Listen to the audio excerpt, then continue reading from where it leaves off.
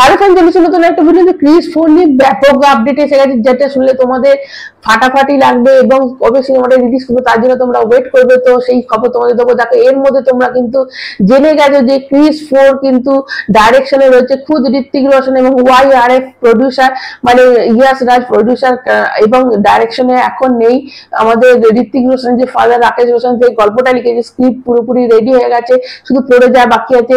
War 2 release করে দেওয়ার পরে কিন্তু সেটা ফ্লোরে চলে যাবে।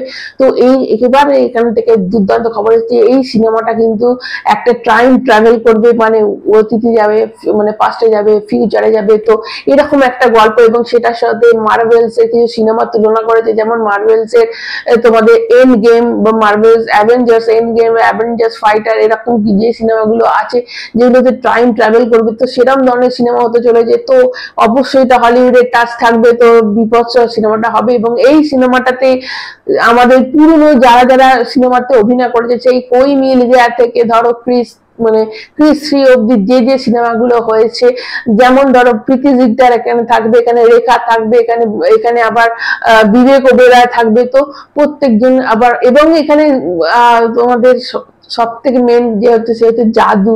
তো জাদুকেও কিন্তু এখানে দেখা যাবে। তো এটা একটা বিভৎস বিশাল একটা খবর। দেখো, এখানে কখনো সে অতীতে চলে যাবে, এবং দেখো তোমরা যেটা দেখেছিলে যে এখানে ঋত্বিক রোশন, মানে বাবা ঋত্বিক রোশন যে ছেলে ছিল, তার আবার যে ছেলে ছিল, ক্রিসের যে ছেলে ছিল, সেও কিন্তু হয়তো বড় হয়ে আবার ঋত্বিক রোশনই হবে। তো তারপর সে টাইম ট্রাভেল করে তার অতীতে যাবে, এবং কিছু হয়তো যেগুলো মানে হয়েছিল সেগুলো আবার পাল্টে দিতেও পারে। তো এর জন্য তারা প্রত্যেকজন, মানে এতদিন ক্রিসে যারা যারা ছিল বা কোই মিল গেয়া, যে ক্রিসের যে মানে ওয়ার্ল্ডটা, ক্রিসের যে ইউনিভার্স, তাদের যারা যারা ছিল তারা প্রত্যেকে কিন্তু এই সিনেমাটাতে আবার থাকছে।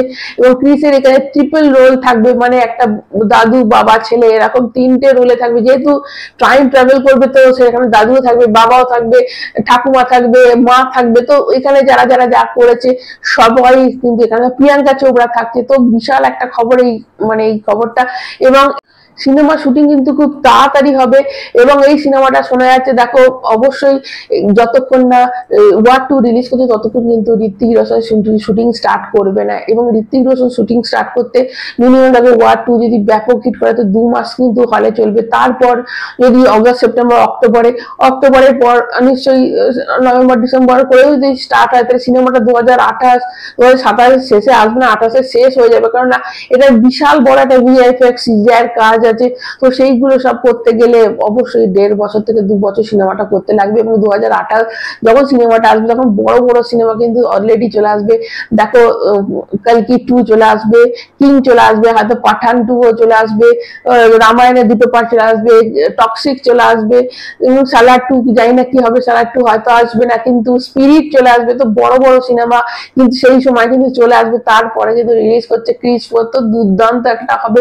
এবং এই সিনেমাটাতে মানে যেহেতু সব কটা জেনারেশন থাকবে, তো একটা তো টাইমের ডেটের ব্যাপার থাকবে, কারণ সবাই যেহেতু এখানে অভিনয় করবে, তো সবাইকে নিয়ে কাস্টিংটা, মানে শুটিং স্টার্ট হতে হতে ধরো এই বছরের শেষ কিংবা সামনে বছরে শুরু হতে যাবে। কিন্তু 2 বছর তো হাতে টাইম দিতেই হবে, কেননা পোস্ট প্রোডাকশনের কাজ থাকে, প্রি প্রোডাকশনের কাজ থাকে। তো সেই সব করে সিনেমাটা 2028 হয়তো শেষের দিকে রিলিজ করবে, এরকমটাই মনে হচ্ছে। তো বিশাল একটা ব্যাপার। তো তোমাদের কতটা লাগলো খবরটা শুনে, কতটা ভালো লাগলো অবশ্যই কমেন্টের মাধ্যমে জানাবে। যে নতুন যারা চ্যানেলটা সাবস্ক্রাইব করবে, ভালো লাগে একটা লাইক দেবে। সবাই ভালো থেকে, এখন মতো টাটা।